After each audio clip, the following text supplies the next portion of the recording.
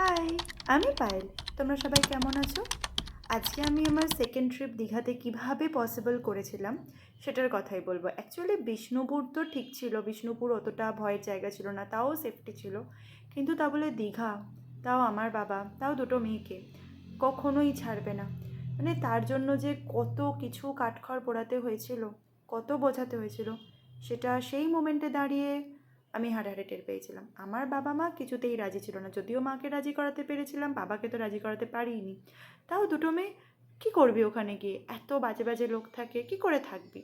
তো যাই হোক, আমরা গেছিলাম শীতকালে, আর ওয়েদার পেয়েছিলাম সেটা নয় দেখেই বুঝতে পারছো, যেন মনে হচ্ছিল আমি কোনো হরর ফিল্মের জায়গায় চলে এসেছি। তার থেকেও বড় কথাটা রোম্যান্টিক ওয়েদার, ভোরবেলা উঠে রাত্রিবেলার ওয়েদার, চারিদিকে কুয়াশায় ঢাকা, মানে বলার বাইরে ছিল জায়গাটা। আমার তো মনে হচ্ছিলো একটা দিন কোথা দিয়ে কীভাবে কেটে গেল, আমার বাড়ি ফিরতে ইচ্ছা হচ্ছিল না।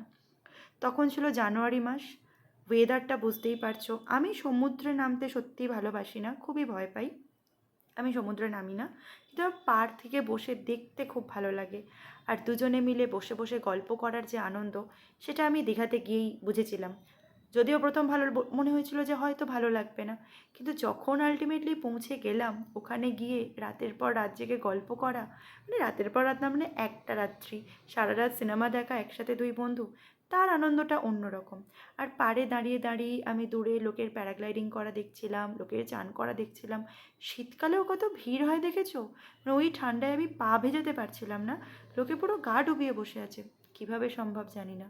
তারপর দেখতে দেখতে আমাদের জার্নিটাই শেষ হয়ে গেল, বাড়ি ফেরার দিন চলে এলো। আমার সত্যিই ফিরতে ইচ্ছা করছিল না, কিন্তু ফিরতে তো হবেই। টাটা।